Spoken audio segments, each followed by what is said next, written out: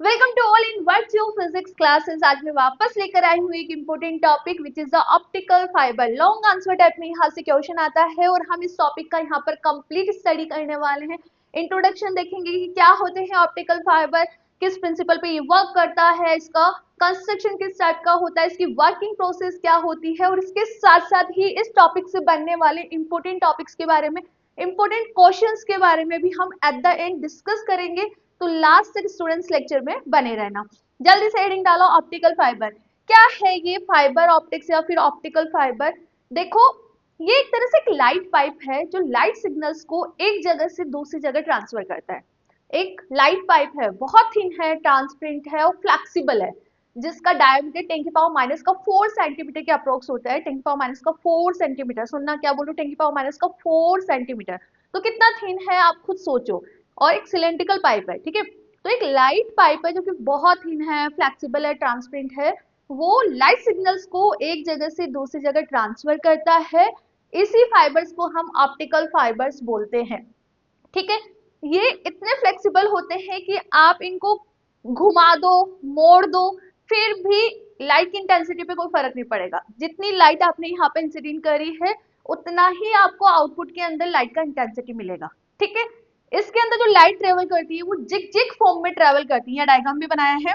इस तरह से ये ऑप्टिकल फाइबर्स होते हैं, पाइप होते हैं, लाइट पाइप, जिसमें से लाइट सिग्नल्स एक जगह से दूसरी जगह ट्रांसफर करते हैं। तो इसमें जो लाइट ट्रेवल करती है वो इस तरह से जिग जिग फॉर्म में ट्रेवल करती है, ठीक है। किस प्रिंसिपल पे वर्क करता है ये? टोटल इंटरनल रिफ्लेक्शन के प्रिंसिपल पे वर्क करता है। और सबसे पहले 1870 में जॉन टिंडल ने ये बात बताई थी कि जो ऑप्टिकल फाइबर है वो टोटल इंटरनल रिफ्लेक्शन पे वर्क करेंगे। और इसका एप्लीकेशन कम्युनिकेशन में 1927 के अंदर यूज में लिया गया, ठीक है। ये बात समझ आ गई थी 1870 में ही, बट इसका एप्लीकेशन कम्युनिकेशन में कब? 1927 से स्टार्ट हुआ है, ठीक है। तो इंट्रो में आप क्या लिखोगे? सबसे पहले एक्सप्लेन करो, in optical fibre is a thin, flexible and transparent fibre that act as a light pipe to transmit light between the two ends of the fibre, whose diameter is of the order of 10 की power minus का 4 centimeter and the motion of light is in zigzag path। इस तरह से zigzag path के अंदर इसके अंदर light travel करने वाला है। and the intensity of incident and outgoing beam remains same if fiber is bent in any shape। अब किसी भी शेप के अंदर उसको मोड़ दो, घुमा दो, बट वो फ्लेक्सिबल होने की वजह से इंटेंसिटी पे कोई फर्क नहीं पड़ेगा। जितना इंटेंसिटी का लाइट अपन ने उसमें इनपुट करा है, आउटपुट के अंदर भी उतना ही इंटेंसिटी का लाइट आपको फाइंड आउट होने वाला है, ठीक है। आगे देखो, ऑप्टिकल फाइबर्स या fibre optics play an important role in the field of communication of transmit. Communication को पास करने के लिए यूज में लिया जाता है। कैसे? लाइक दैट वॉइस ट्रांसफर करने के लिए in the television field, digital data signals को एक जगह से दूसरी जगह ट्रांसफर करने के लिए। So voice, television, digital signals from one place to another place. The transmission of the light along the thin cylindrical glass fiber by the total internal reflection was first demonstrated by John Tyndall in 1870। 1870 में सबसे पहले John टिंडल ने ये बताया कि ये जो phenomena है वो तो टोटल इंटरनल रिफ्लेक्शन पे वर्क करता है। The application of this phenomena in this field of the communication is tried by from 1927। इसको कम्युनिकेशन में 1927 से यूज में लेना शुरू करा है, ओके। तो सबसे पहले आप ये लिख लीजिए। इसके बाद हम इसके कंस्ट्रक्शन की ओर बढ़ते हैं कि किस तरह से इसका कंस्ट्रक्शन किया जाता है। अब कंस्ट्रक्शन की ओर बढ़ते हैं। देखो, कंस्ट्रक्शन में मेनली यहाँ पर 3 पार्ट्स होते हैं, कोर, क्लेडिंग और आउटर जैकेट। बट हमने यहाँ पर कंप्लीट पार्ट्स का स्टडी करना है क्योंकि इनका भी एक इंपॉर्टेंट रोल है। तो सबसे पहले आप इसके अंदर देखो, कोर बनाओगे, कोर के बाद है क्लेडिंग, क्लेडिंग के बाद है सिलिकॉन कोटिंग, उसके बाद है बफर जैकेट, उसके बाद है स्ट्रेंथ मेंबर और उसके बाद है फिर आउटर जैकेट। और हम हर एक टर्म के बारे में यहाँ पर समझने वाले हैं। तो सबसे पहले कोर देखो, कोर क्या होता है? इसका इंटरनल सबसे जो इनर पार्ट होता है वो होता है कोर, जहां पर लाइट का टोटल इंटरनल रिफ्लेक्शन का फिनोमेना होता है, ठीक है। बहुत थिन है, बहुत थिन है और इसका डायमीटर अप्रोक्सीमेट 50 माइक्रोमीटर का है। डायमीटर कितना है 50 माइक्रोमीटर का है, और ये प्लास्टिक और ग्लास का बना हुआ रहता है। देखो मैंने यहाँ पे लिखा भी है, और it is surrounded by cladding, ये क्लेडिंग से कवर्ड होता है। क्लेडिंग एक लेयर होती है, वो भी प्लास्टिक या ग्लास की होती है। तो सबसे पहले हम कोर के बारे में लिखेंगे। कोर क्या है? It is the inner most section of the optical fibre which is also known as light guiding region, जो लाइट गाइडिंग रीजन के नेम से भी जाना जाता है। It is has a very thin, ये इट इज वेरी थिन, ये क्या है? बहुत थिन है। It is very thin and generally having the diameter of 50 micrometer.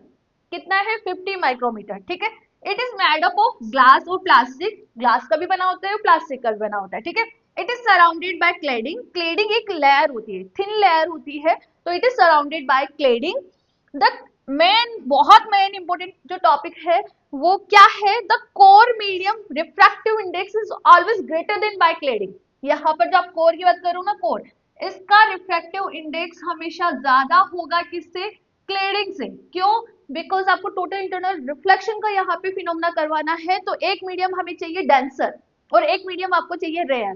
तो बेसिकली कोर का रिफ्रैक्टिव इंडेक्स ज्यादा होगा क्लेडिंग से।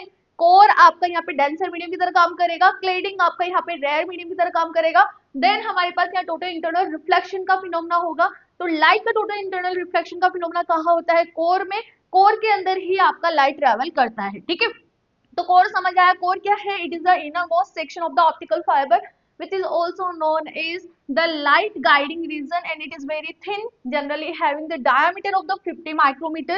It is made up of the glass and plastic and it is surrounded by the cladding, and the most important, the core medium refractive index is always greater than by the refractive index of the cladding, ठीक है। Next हम cladding की बात करते हैं। Cladding में लिखो, cladding क्या है? जो कोर है वो सराउंडेड होता है क्लेडिंग से। क्लेडिंग की हम बात करें तो एक लेयर है जो प्लास्टिक और ग्लास से मिलकर बनी होती है, बट ध्यान रखना मटेरियल दोनों अलग अलग है। ऑप्टिकल प्रॉपर्टीज कोर जिस मटेरियल का बना है बिल्कुल डिफरेंट होगी, क्लैडिंग के बिल्कुल कंप्लीटली डिफरेंट होगी। और रिफ्रैक्टिव इंडेक्स की हम बात करें तो क्लैडिंग का कम होगा कंपेयर टू कोर, ताकि इससे हमें यहाँ पर टोटल इंटरनल रिफ्लेक्शन का फिनोमेना मिल पाए। बेसिकली क्लेडिंग यहाँ पर कर क्या रहा है? क्लेडिंग कोर को प्रोटेक्ट कर रहा है, उसको बचा रहा है। कैसे बचा रहा है? कि वहां से जितनी भी लाइट रेज आ रही है उसका इंटेंसिटी कम नहीं हो। एक तो उसका इंटेंसिटी कम नहीं हो, क्यों? बिकॉज एयर के पार्टिकल से भी उसका इंटरेक्शन होगा लाइट का। तो वो क्लेडिंग क्या कर रहा है? एक तरह से हमने कोर पे लेयर चढ़ा दी, तो ये क्या क्या काम करेगा? इधर देखो, the reduce loss of the light from the core into surrounding air. Surrounding में जो एयर होगी उससे जो लाइट का इंटेंसिटी का लॉस होगा उससे ये बचाएगा। स्ट्रेंथ इसमें ऐड कर देता है, add mechanical strength. And third is reduce scattering loss due to the core surface. Core surface से स्कैटरिंग की वजह से जो रिड्यूस होंगे लाइट की इंटेंसिटी को, वो भी इसको सेव कर लेता है। तो बेसिकली क्लेडिंग का एक अपना इंपॉर्टेंट रोल होता है। तो क्लेडिंग लिखिए, the core is surrounded by a coaxial thin layer, this is known as cladding layer. Refractive index of cladding is the lower than the core and it is also made up of the glass and plastic but have the different optical property from the core due to the total internal reflection. बात समझ आई?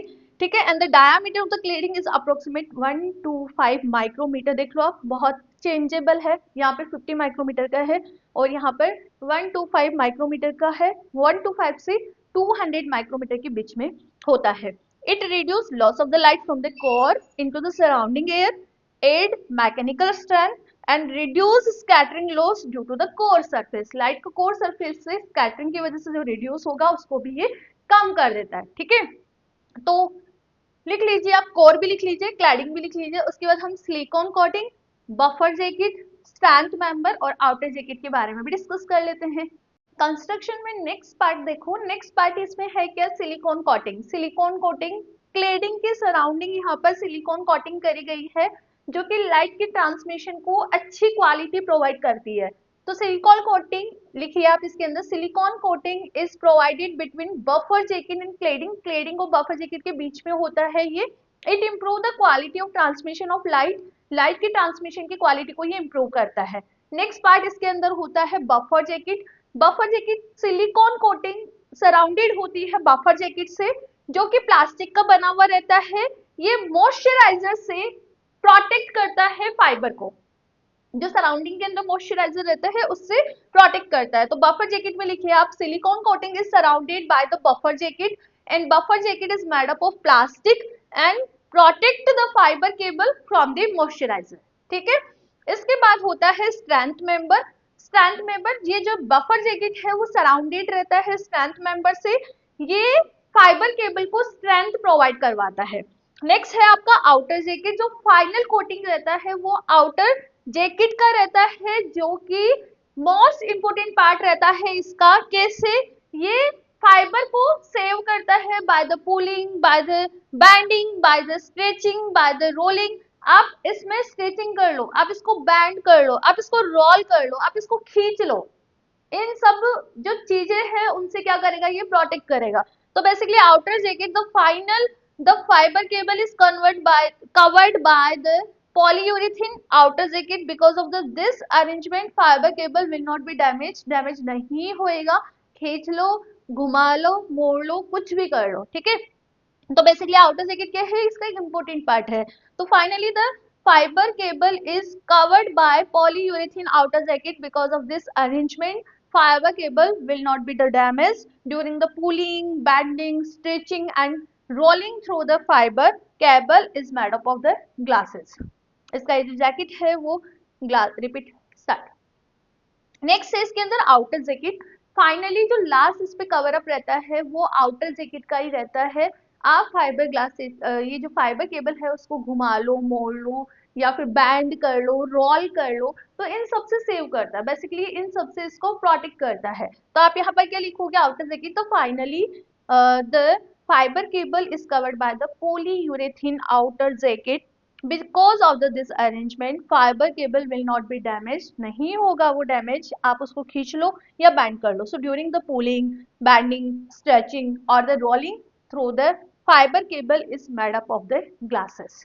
ठीक है, तो इस तरह से construction के बाद हम इसका प्रिंसिपल देख लेते हैं कि किस प्रिंसिपल पे वर्क करता है। ये वर्क करता है टोटल इंटरनल रिफ्लेक्शन पे, और इसका नॉलेज तो आई होप सो आप सभी को पता है। टोटल इंटरनल रिफ्लेक्शन आप 12th क्लास के अंदर भी पढ़कर आते हो, और इससे पहले भी हमने ऑप्टिक्स में कई बार टोटल इंटरनल रिफ्लेक्शन का डिस्कशन भी किया है इन यूनिट 1, याद है थोड़ा सा इन यूनिट 1। कोई बात नहीं, हम वापस यहाँ पे अगेन डिस्कस कर लेते हैं कि इसका जो प्रिंसिपल रहेगा वो टोटल इंटरनल रिफ्लेक्शन का रहेगा। तो यहां तक लिखिए, इसके बाद हेडिंग डालिए प्रिंसिपल।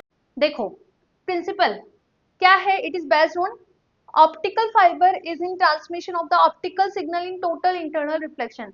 रिफ्लेक्शन होता क्या है, जब लाइट एक मीडियम से दूसरे मीडियम के अंदर ट्रेवल करती है तो उसका एक्चुअल पाथ से बैंड हो जाना, उसे हम क्या बोलते हैं, रिफ्लेक्शन बोलते हैं। But it is based on total internal reflection formula. तो इसके लिए क्या होना चाहिए, दो मीडियम होने चाहिए, एक आपका रेयर मीडियम, दूसरा आपका डेंसर मीडियम। ठीक है, सो नाउ हमने यहाँ पे कंसिडर करा है, ये आपका नॉर्मल है, ये वाला जो मीडियम है नीचे वाला वो डेंसर मीडियम है।